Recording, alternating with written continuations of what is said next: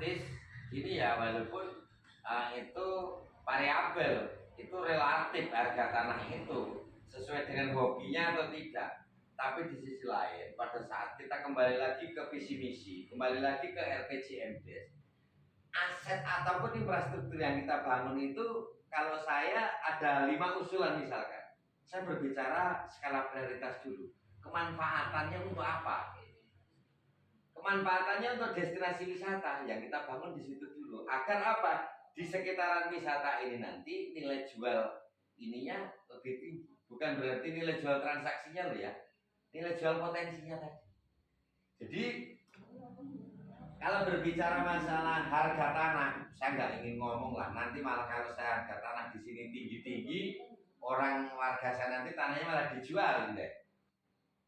Jadi saya wanti-wanti ataupun bermohon kalau bisa warga desa Sedang ini jangan sampai menjualin asetnya lah. Anak cucu kita nanti kalau pulang dari rantau mau pulang kampung sudah tidak pulang kampung lagi. Ibarat ya silaturahim ke kampung sendiri, kan udah gak punya apa-apa lagi di sini. Ini nilai jualnya kalau kita bangun BUMDes ini, akses jalan udah kita bangun, secara ekonomis tanah yang di situ nilainya terangkat. Nilainya terangkat. Walaupun nilainya terangkat, sekali lagi sama atur, jangan dijual. Sebab kenapa? Keluasan ini tidak akan menambah, tapi penduduk semakin padat. Jagati jembar. Ning menungso iso jujur. Artinya apa? Ya itu tadi, saking berkembang biaya kita itu semakin banyak. Terkait tentang itu Pak, perubahan kepemilikan nanti misalnya jika investor masuk karena suka misalnya kita masuk. Kalau Bapak lihat selama ini investor yang masuk ke sini itu gimana Pak? Apakah cukup baik memberikan banyak kontribusi misalnya CSR-nya atau mungkin kurang memberikan dampak signifikan atau masih sedikit investor yang dari luar yang masuk sini, atau Bapak memang mendorong investornya dari masyarakat sendiri dalam pengembangan wisata di sini? Ya kalau bisa investornya masyarakat sendiri, dan saya 4 tahun menjabat di sini. Belum ada pengembang yang masuk ke sini. Belum ada pengembang yang masuk ke sini. Sesuai dengan tata ruang di Desa Sendang ini bukan untuk industri, bukan untuk pemukiman. Desa Sendang ini ya untuk sesuai dengan tata ruangnya Pemkab untuk pengembangan destinasi wisata. Jadi kalau penjenengan tanya dampak positif investor yang di sini, nggak ada investor, nggak ada investor. Mungkin kalau kuliner ya semakin mengembang. Itu kami buka secara inilah. Kuliner itu kan wisata juga, wisata kuliner. Itu kami buka pintu seluas-luasnya. Kalau untuk pengembangan industri atau apa di sini tidak ada. Dan kalau pun itu ada ya industri perumahan, industri home. Misalkan pengrajin itu aja. Kalau untuk pengembangan secara besar-besaran di sini tidak ada. Kalau yang misalnya kayak resto-resto baru Pak, yang kayak di pinggiran itu kan dari luar juga. Itu ada apa istilahnya ya? Apakah dari desa itu juga ada filter? Apakah bebas semuanya bisa, atau ada kontribusi yang mereka kasihkan juga ke desa, atau gimana Pak? Atau menurut Bapak ya biasa aja perekonomian? Ya, ini. Jadi kalau terkait masalah kuliner yang ada di sini, itu penjenengan bisa ngendiko kalau orang dari luar yang mana? Gak ada, orang sini.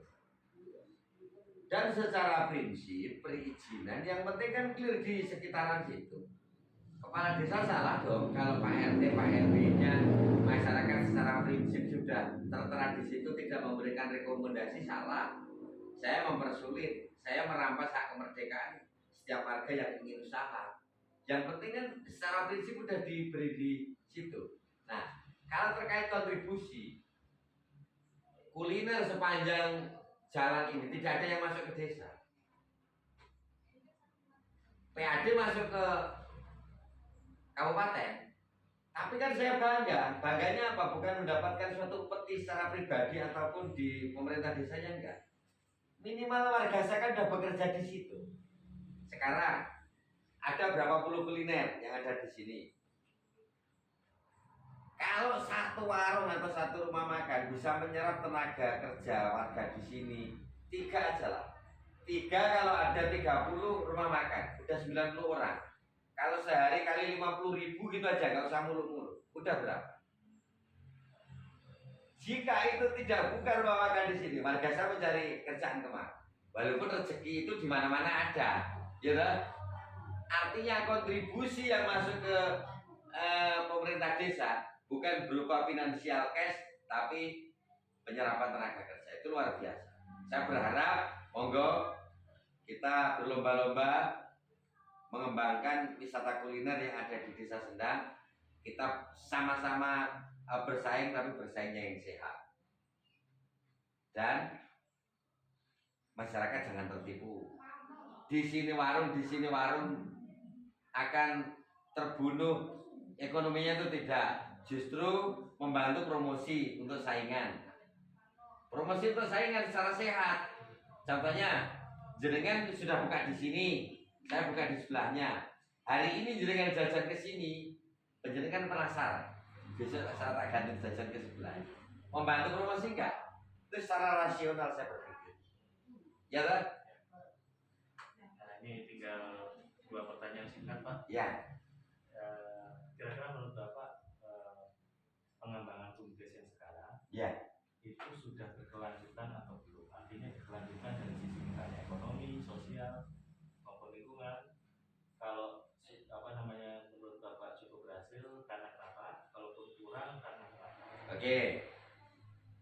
Plus minusnya, bahasanya pertanyaannya mungkin yang lebih spesifik seperti itu. Sadar atau tidak sadar, kita barusan dihadapkan oleh pandemi ya.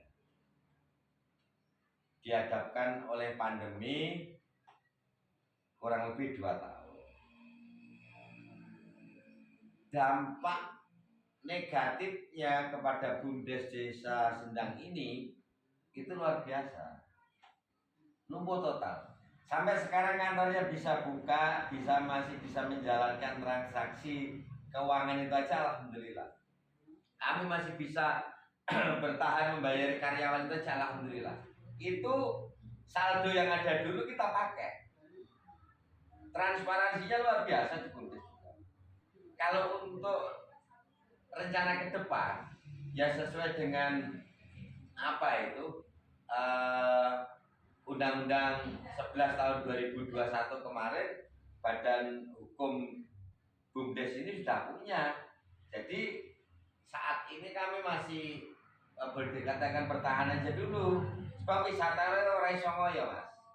Kita usaha di wisata itu nggak bisa ngoyo. Pertama kita melihat intensitas hujan yang seperti ini, kita harus memaklumi juga.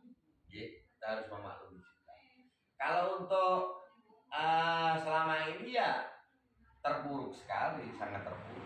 Zamannya saya pegang itu kita mempunyai suatu aset itu udah 800 sekian juta kok, saya pegang 2 tahun. Saat ini merosot. Karena apa? Karena ya itu tadi, ada masalah besar. Dan masalahnya bukan hanya di Desa Sendang, masalahnya nasional dan internasional. Pandemi kemarin kan internasional, gitu. Kami memahami itu, kami menyadari. Tapi kami mempunyai suatu keyakinan bahwasanya BUMDes Sendang ini akan mengalami kejayaannya berapa bulan lagi ataupun berapa tahun lagi. Itu bukan karena saya, itu nanti karena kebersamaan baik dari teman-teman Pokdarwis memberikan masukan kepada kita, dengan tokoh masyarakat, dengan BPD, didukung oleh perangkat-perangkat. Yang pasti perangkat desa tidak masuk ke dalam kategori BUMDes. Yang masuk hanya kepala desa, itu pun selaku penasihat. Kepala desa tidak ingin mengontrol berapa pendapatan hariannya ataupun kumulatif bulan ini, enggak. Kepala desa cukup menerima laporan di yang minimal per triwulan ataupun di laporan keuangan di di akhir tahun. Mungkin itu, Mas.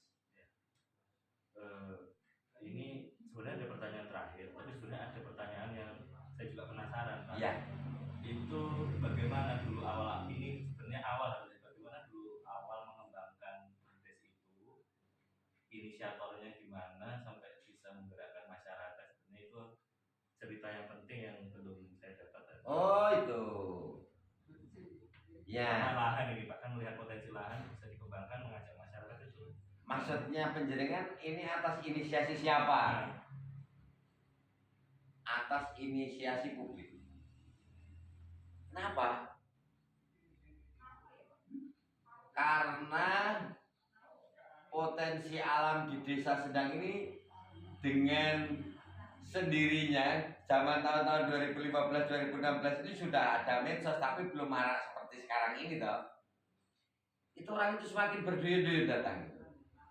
Loh, setelah kita melihat baik pokoknya di sosial media lah, semakin ramai. Nah, di situ mendorong untuk mewadahi itu bagaimana agar kita ini bisa halal, mengomersilkan sesuatu yang bisa halal bagaimana. Masyarakat bersama dengan pemerintah desa duduk bareng, mengambil suatu keputusan bersama yang mana bentuk implementasi dari undang-undang lahirnya Undang-Undang 6 2014 tadi terkait BUMDes tadi. Membentuklah suatu BUMDes di Desa Sendang. Pada saat itu belum saya kepala desanya, masih saudara saya Budi Hartono itu, Mas Budi Hartono itu yang meninggali warisan BUMDes di eranya beliau.